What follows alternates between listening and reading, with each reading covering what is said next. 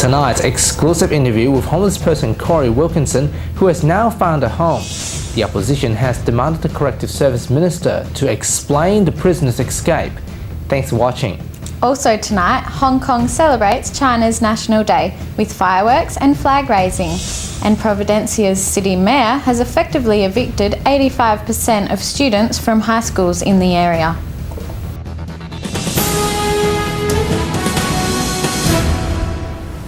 First, we begin our bulletin with good news. After sleeping on the streets for more than 10 months, Perth homeless man Cory Wilkinson has finally got a roof over his head. Our reporter Shibs has been talking to him exclusively. Cory Wilkinson, the face of the homeless in Perth, has finally found a home. Will he continue his fight for the homeless? We speak to him to find out his thoughts. I believe the subsidised private rental is the way to go. And capping the private rental market is the way to go. I believe that these places here that charge extraordinary amounts of rent, and they're probably more run down than this place. You know, the government can get away with charging $86 a week here. Why pay $400 a week in rent? They should be capped.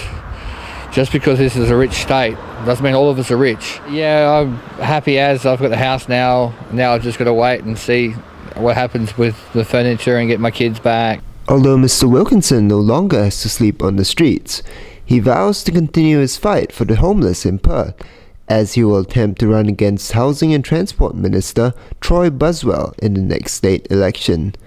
Shibs, DHK News. Also today, a huge fire has broke out in the PRHA industrial factory on Barrington Street at 9:30 this morning. The black smoke can be clearly seen in the neighbour suburbs including Coolbellup and South Lake. Factory workers in the neighbourhood were evacuated. The fire department has dispatched 8 units to battle the blaze. According to Facer, the inferno is now under control.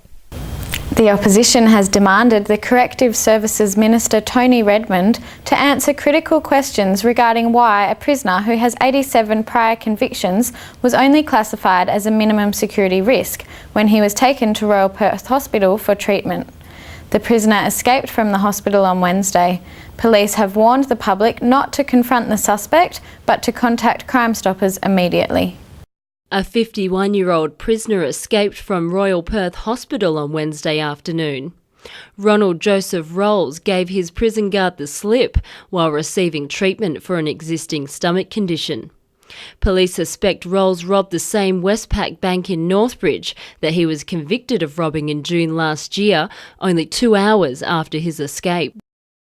WA Corrective Service Minister Terry Redmond remains confident in the current security procedures, saying Rouse's escape is an isolated incident, given there were over 32,000 prisoner transfers in the last 12 months. I don't accept that an escape is acceptable. It's clearly unacceptable, and I've asked the Commissioner to have a look at the circumstances around this particular escape and if there's a need for us to respond.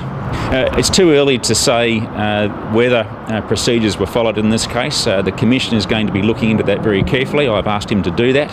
At some stage I will have a report on my desk which gives me feedback on exactly what happened in this particular incident. However, according to the opposition Corrective Services spokesman Fran Logan, this is the second escape of a prisoner from custody this week. He's referring to an incident on Sunday in which a 27-year-old woman escaped a pre-release centre in suburban Bentley. He called on Mr Redmond to take responsibility over the issue, as it raised many critical questions. Why was this particular prisoner classified as minimum security and held at Warraloo Prison? He has, according to today's papers, had a string of convictions, 87 convictions in total.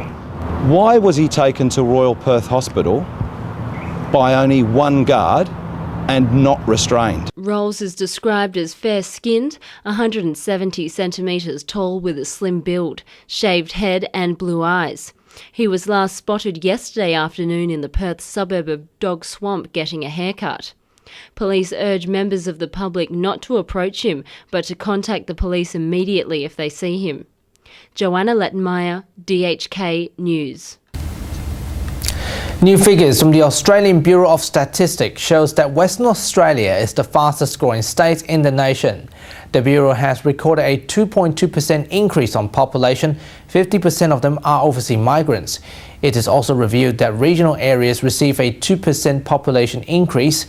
A total of 1.4% population increase is recorded nationwide, making a total of 22.5 million people in Australia.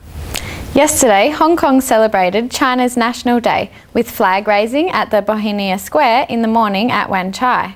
The Chief Executive, Donald Tsang, and the government officials attended the flag raising ceremony. Later in the evening, fireworks were set off across the Victorian Harbour. The fireworks display lasted 23 minutes with more than 4 tonnes of fireworks launched into the sky. The bid to be Hong Kong's chief executive is edging closer, with Chief Secretary Henry Tang resigning from his position with the approval from the Beijing authorities, paving the way for his possibility to contest the chief executive position in the next election. Meanwhile, Chief Executive Donald Tsang has announced that Secretary for Constitutional Affairs Stephen Lam will take up Mr. Tang's position. The Chief Secretary, Henry Tang, has resigned to clear the way for him to contest the Chief Executive election next year. Mr. Tang said he would be taking leave immediately to await formal approval from the central government for him to step down. However, he stopped short of declaring his candidacy for the top job, saying only that he would seriously consider the move. Recently, many people have encouraged me to run for the next chief executive. I know deep in my heart that this would be a great challenge for me. I need time and space to seriously think about this suggestion. The Chief Executive Donald Tsang said he respects Mr. Tang's decision and had recommended to Beijing that it accept the resignation. John White, HK News, Hong Kong. Time for some world news, and the Mayor of Providencia, Cristián Labbé, sent in riot police to disperse students from 2 high schools in the affluent inner-city district of San Diego. The Mayor also declared that students who did not live in the area would not be allowed to re-enroll, effectively evicting 85% of the student body from the schools. Chile correspondent Brian Ramir Perez has the latest. On Friday, the mayor of Providencia, Cristián Labbé, sent riot police to disperse students from 2 high schools in Providencia, in Santiago de Chile. Public schools José Victorino Las Tarrias and Carmela Carvajal, where just 2 of 100 has been in coma since May, seized by students who are demanding reforms to the education system. In a strong reward address after the incident, Labbé said that those students who had not signed on to government's controversial plan to resume classes will now be forced to repeat the year. There will only be classes for those students that have signed up to the Let's Save the School Year program. The rest will repeat the year without consideration, he said, referring to the government's initiative to return students to class that has been categorically rejected by CONIS, the body that represents Chile's high school students.